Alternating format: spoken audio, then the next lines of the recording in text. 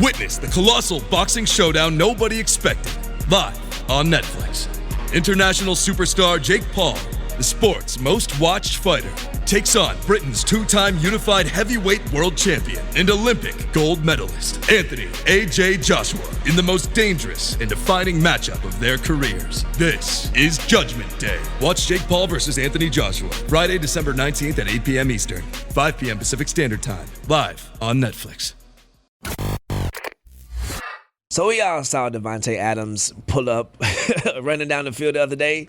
For some reason, Sean McVay is still listing him as questionable for Thursday's game.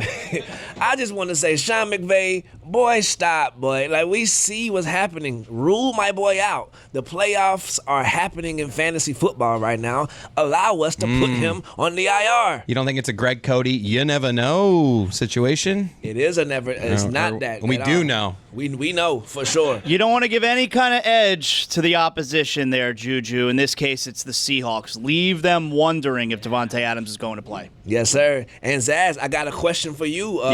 Big news came out yesterday.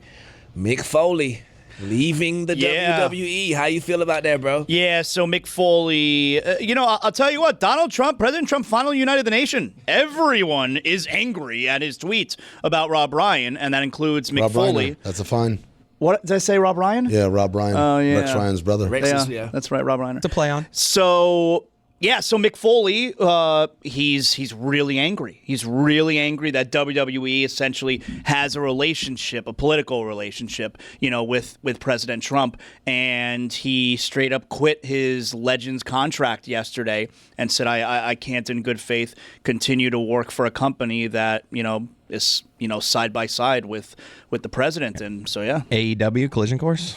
I don't know, but a lot of people say they disagree with stuff and they don't really do anything about it. Like, he just straight up did something about it, Do you remember who went to Rob Reiner's house just the other day? So this is interesting that you bring that up. This is how we get to it. This is how it gets into your psyche. You are correct, Trista. There is a picture, and I happened to see it yesterday on Twitter, where Billy Crystal and his wife were standing outside the Reiner household. That's where my mind went. When you said Billy Crystal, I was like, he must have seen that. Yeah, that's clearly where it came from in my dream, was I had thought of Billy Crystal earlier in the day because I saw that picture. Yes. Would it have been better or worse if it was Larry David in bed with your wife? What a dangerous game you have of, like, people you think about throughout the day. That's who... I may have a dream about them having sex with my wife, making me a cuckold. How about this? You see this? This was a few minutes ago, actually. Shams Charania tweeted, the New York Knicks will not raise an NBA Cup championship banner at Madison Square Garden. The Lakers and Bucks did raise banners for their NBA Cup titles. The Knicks will celebrate with their home fans on Friday night. No, absolutely. I think that's a great move for a franchise that has so much success. Where are they going to put the banner? How are they going to squeeze it in between Taylor Swift's sellout streak and Billy Joel's sellout streak? Like, how can we devalue such great moments in Madison Square Garden history? Is this a semantics thing where they're not going to do a ceremony where something is raised, but you will see something up there? They'll just put it up there. Oh, meaning it is semantics, actually, that they're not going to raise the banner because the banner's already going to be up there? There's no pregame ceremony, but there's going to be some acknowledgement around the arena where they see this championship. No, I would say this means they are not going to have a banner up there. Didn't Knicks fans poo-poo? Didn't they downplay the Lakers Cup victory? Maybe that's why. Maybe that's why they're not doing it. That's not why. Neither here nor there. Go ahead, bro. You got something? No, I just got a last couple of notes from Las Vegas that I'd like to share with you guys, if I may. Number one, my biggest regret. Apparently, The Wizard of Oz is playing at the Sphere. At the Sphere. And I had an opportunity to purchase tickets, but purchase tickets nonetheless, and go and get totally zooted and watch Wizard of Oz, like, complete. And I passed on it. I know. I'm regretting it severely now. My man. The zooted part's very important. Very important. Yeah. Very important. The other thing I want to say is there's an epilogue to the Michelle Beadle adventures. Oh. Because I went back to the loosest slot machine on the strip, according to Michelle Beadle, with Michelle Beadle. Yeah. And I swear to God, it was like a fucking instant replay. Really? Because I put it, and this time I said, it's because I went too shallow. I got to go hard. I got to put money in. Like, should have let her go first. I did. Oh, so it's not the same thing. She won $6,700. They ran out of cash. Typically, if a guy comes and he puts the code in and then someone comes out with the stacks of cash, they came up there and was like, we ran out of cash. Here's a voucher. She had to go to the cage to cash the voucher in.